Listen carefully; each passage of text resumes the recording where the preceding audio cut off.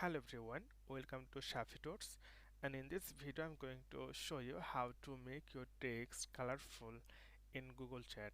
Okay, so if you want to send colorful text to your friend, then you can easily do this.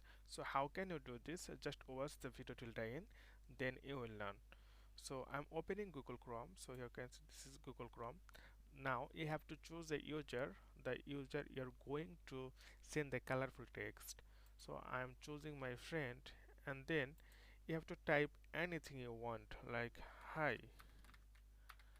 my dear friend.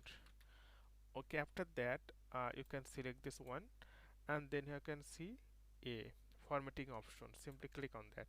Once you click on that, then you can see the text color. Simply click on that, then here you'll get some color like red or blue or uh, yellow.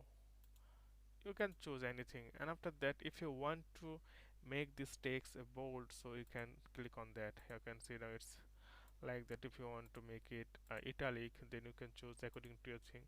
If you want to make it underline, then you can do this thing, and after that simply send. Then you can see this is the really colorful text. So okay friend, I hope this video is helpful for you. So today's normal, and thank you for watching.